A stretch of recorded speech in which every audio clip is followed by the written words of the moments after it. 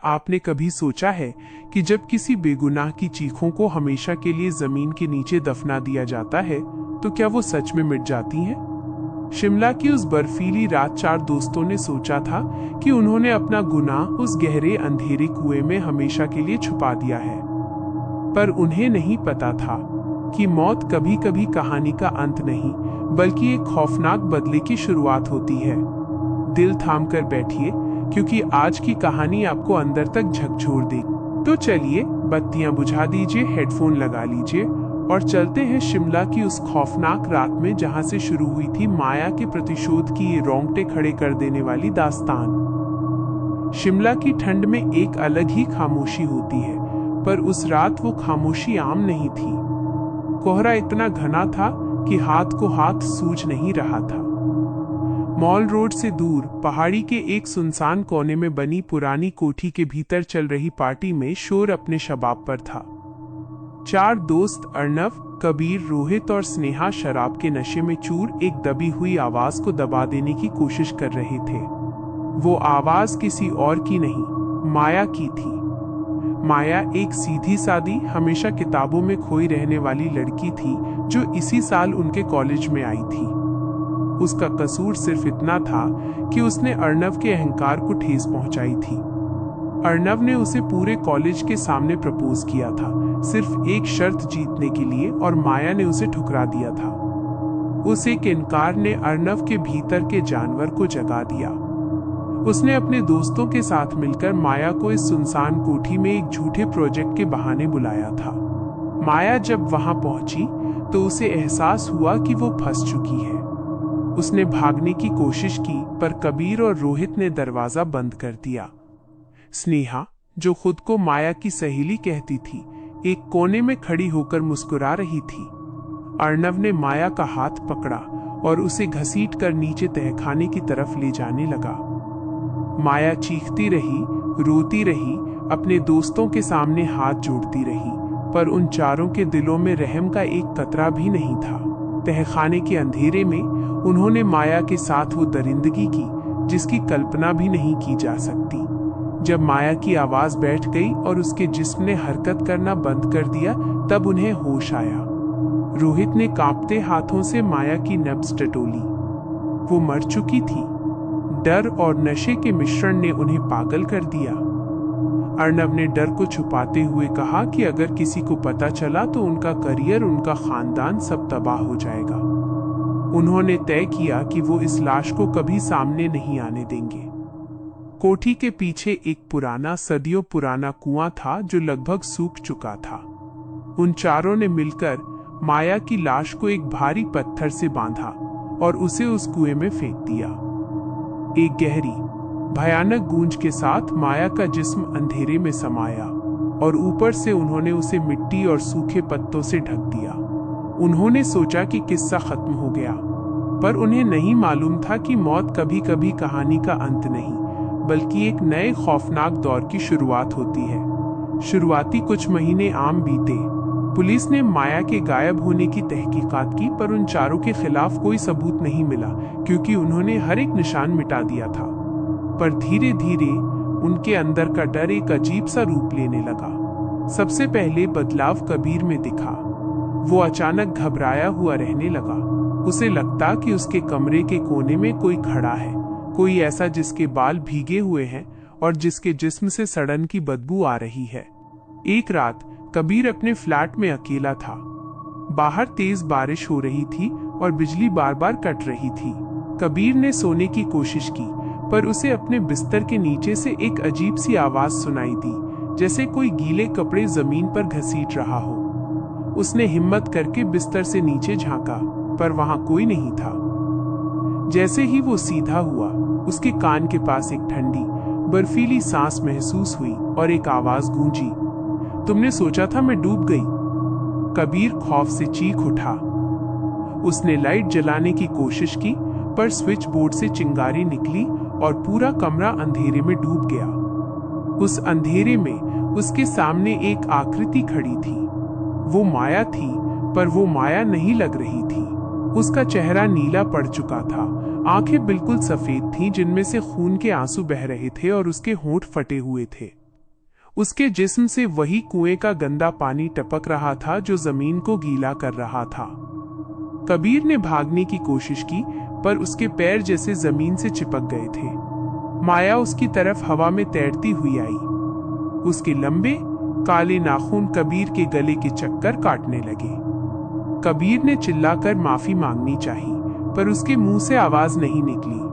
माया ने उसके गले को इतनी जोर से दबाया कि कबीर की आंखें बाहर निकल आईं। अगली सुबह कबीर अपने ही कमरे में पंखे से लटका हुआ मिला। पुलिस ने इसे खुदकुशी करार दिया, पर उसके चेहरे पर जो खौफ के निशान थे वो कुछ और ही बयान कर रहे थे। कबीर के दफनाए जाने के बाद बचे हुए तीनों दोस्तों में पहले से कहीं ज्यादा डर बैठ गया। उन्हें समझ आ गया था कि कबीर ने खुदकुशी नहीं की थी, बल्कि माया वापस आ चुकी है। अगला निशाना रोहित था। रोहित ने डर के मारे खुद को अपने घर में कैद कर लिया था। वो दिन रात शराब पीता रहता ताकि उसे नींद आ सके। एक दोपहर जब वो बाथरूम में आईना देख रहा था, उसे आईने में अपना चेहरा नहीं बल्कि अपने पीछे खड़ी माया दिखाई दी। उसके बाल भीगे हुए थे और वो मुस्कुरा रही थी, एक ऐसी मुस्कुराहट जो किसी के भी जिगर को चीर दे। रोहित ने डर कर आईने पर हाथ मारा, जिससे आईना टूट गया, पर हर एक टूटे हुए कांच के टुकड़े में उसे माया का ही चेहरा नजर आ रहा था। रोहित पागलों की तरह घर से बाहर भागा और अपनी कार में बैठ गया। वो शहर से दूर भाग जाना चाहता था। वो तेज रफ्तार में कार चला रहा था। तभी अचानक बैक व्यू मिरर में उसे पीछे की सीट पर कोई बैठा दिखा। उसने ध्यान से देखा तो वहां माया बैठी थी, जो धीरे धीरे आगे बढ़ रही थी। उसके ठंडे हाथ रोहित के कंधों पर आ टिके। रोहित ने डर से स्टीयरिंग व्हील पर से नियंत्रण खो दिया। कार एक गहरे खड्ड में गिर गई और उसमें धमाका हो गया। रोहित जिंदा जल गया। उसके मरते वक्त आखिरी आवाज जो उसके कानों में गूंजी वो माया की भयानक हंसी थी। अब सिर्फ अर्णव और स्नेहा बचे थे। स्नेहा अब बिल्कुल टूट चुकी थी। उसे लगता था कि हर आहट माया की है। वो अर्णव के पास आई और रोने लगी। अर्णव, वो हमें नहीं छोड़ेगी। वो एक एक करके हम सबको मार रही है। हमें पुलिस के पास जाकर सब सच बता देना चाहिए। पर अर्णव का घमंड और डर अब भी उसे रोक रहा था। उसने स्नेहा को थप्पड़ मारा और कहा, कोई भूत वूत नहीं होता। वो दोनों कमजोर थे इसलिए मर गए। मैं नहीं डरने वाला। पर अर्णव अंदर से कांप रहा था। उसने तय किया कि वो उसी पुरानी कोठी में जाएगा जहां उन्होंने माया को मारा था, क्योंकि उसे लगता था कि अगर वो उस कुएं को हमेशा के लिए कंक्रीट से बंद कर देगा तो शायद ये सब रुक जाएगा। उसने स्नेहा को भी अपने साथ आने पर मजबूर किया। दोनों रात के वक्त उसी सुनसान कोठी में पहुंचे। मौसम बिल्कुल वैसा ही था जैसा उस रात था, ठंडा घना कोहरा और हर तरफ छाई हुई मौत की खामोशी। उन्होंने जैसे ही कोठी के अहाते में कदम रखा, उन्हें अचानक एक अजीब सा संगीत सुनाई दिया। वो वही गाना था जो माया अक्सर गुनगुनाया करती थी। स्नेहा ने डर के मारे अपने कान बंद कर लिए, पर वो आवाज उसके दिमाग के भीतर से आ रही थी। दोनों पीछे के हिस्से में उस कुएं के पास पहुंचे। कुआं बिल्कुल वैसा ही था, पर उसके आसपास की मिट्टी भीगी हुई थी, जैसे अभी अभी वहां से कोई पानी से निकलकर बाहर आया हो। अर्णव ने सीमेंट की बोरी उठाई, पर तभी एक तेज हवा का झोंका चला जिससे आसपास के पेड़ रोने लगे। कोठी के दरवाजे और खिड़कियां अपने आप जोर जोर से बजने लगे। अर्णव, वो यहाँ है, स्नेहा चीखी। तभी कुएं के भीतर से एक भयानक आवाज आई। ऐसा लगा जैसे कोई नीचे से ऊपर की तरफ रेंगता हुआ आ रहा हो। स्नेहा ने पीछे मुड़कर भागने की कोशिश की, पर कोठी का मुख्य दरवाजा अपने आप बंद हो गया और उस पर एक बड़ा सा ताला लटक गया। स्नेहा वहां फंस गई थी। कुएं के भीतर से दो भीगे हुए हाथ बाहर निकले। उन हाथों की चमड़ी सड़ी हुई थी और नाखून टूटे हुए थे। धीरे धीरे माया का पूरा जिस्म बाहर निकल आया। उसके बाल चेहरे पर बिखरे हुए थे, पर उन बालों के बीच से चमकती हुई उसकी सफेद, बिना पुतलियों वाली आंखें सीधे अर्णव को देख रही थीं। अर्णव ने अपनी जेब से एक गन निकाली जो वो अपने साथ लाया था।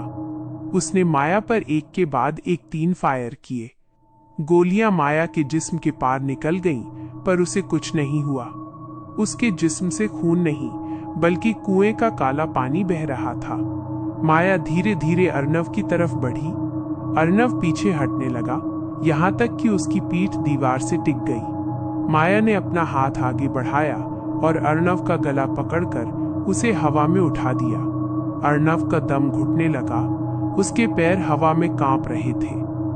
माया ने अपनी भयानक भारी आवाज में कहा, अर्नव, तुमने सोचा था तुम मुझे इस अंधेरे में दफन कर दोगे?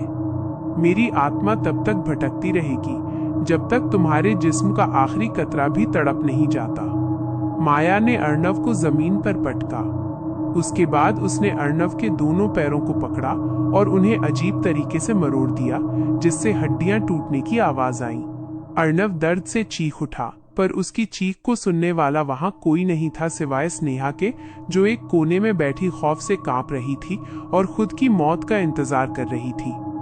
माया ने अर्नव को घसीटकर उस कुएं के पास लाया।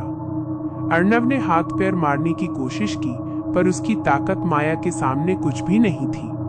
माया ने उसे कुएं के मुहाने पर खड़ा किया।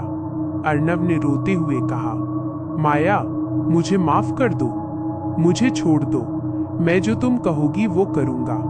माया के चेहरे पर एक खौफनाक मुस्कुराहट आई। माफी? वो माफी जो मैंने तुमसे उस रात मांगी थी। उसने अर्नव को कुएं में धक्का दे दिया। अर्नव नीचे गिरते हुए चिल्ला रहा था और फिर एक गहरी गूंज के साथ उसका जिस्म कुएं के नीचे पत्थरों से टकराया। उसके मरने की आवाज सीधे स्नेहा के कानों तक पहुंची। अब माया धीरे धीरे स्नेहा की तरफ घूमी। स्नेहा रोते हुए जमीन पर गिर पड़ी और उसने माया के पैर पकड़ लिए। माया, मुझे मत मारना, मैंने कुछ नहीं किया, मैं तो बस खड़ी थी। माया ने स्नेहा के चेहरे को ऊपर उठाया। उसके ठंडे गंदे हाथों का स्पर्श स्नेहा की चमड़ी को जलाने लगा। माया ने कहा, तुमने कुछ नहीं किया स्नेहा, और वही तुम्हारा सबसे बड़ा गुनाह था। तुम मेरी सहेली थी, पर तुमने मुझे बचाने के लिए एक उंगली भी नहीं उठाई। तुम्हारा चुप रहना उनकी दरिंदगी से कम नहीं था। स्नेहा को लगा कि अब उसकी मौत तय है। उसने अपनी आंखें बंद कर ली और उस आखिरी पल का इंतजार करने लगी। पर कुछ देर तक जब कुछ नहीं हुआ तो उसने धीरे से अपनी आंखें खोली। माया वहां नहीं थी। चारों तरफ दोबारा खामोशी छाई हुई थी। कोहरा धीरे धीरे छट रहा था और सुबह की पहली किरण निकलने वाली थी। स्नेहा ने देखा कि कोठी का दरवाजा अब खुला हुआ था। वो जैसे तैसे वहां से भागी और सीधे पुलिस स्टेशन पहुंची। स्नेहा ने पुलिस के सामने अपना गुनाह और पूरे हादसे का सच उगल दिया। उसे जेल हो गई, पर उसके लिए असली सजा जेल नहीं थी।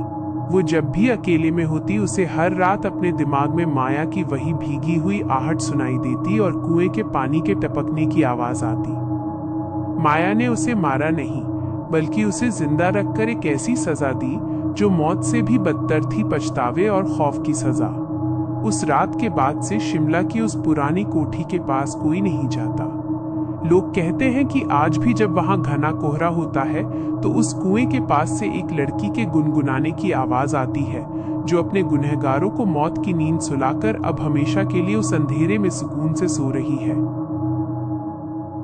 अगर आपको आज की ये हॉरर सस्पेंस कहानी अच्छी लगी तो वीडियो को लाइक और चैनल को सब्सक्राइब जरूर करें। और हाँ, मुझे नीचे कमेंट बॉक्स में लिखकर जरूर बताइए कि इस कहानी में आपको सबसे ज्यादा डर किस सीन में लगा। मिलते हैं अगली एक और रूह कंपा देने वाली कहानी के साथ। तब तक के लिए सावधान रहें और सुरक्षित रहें।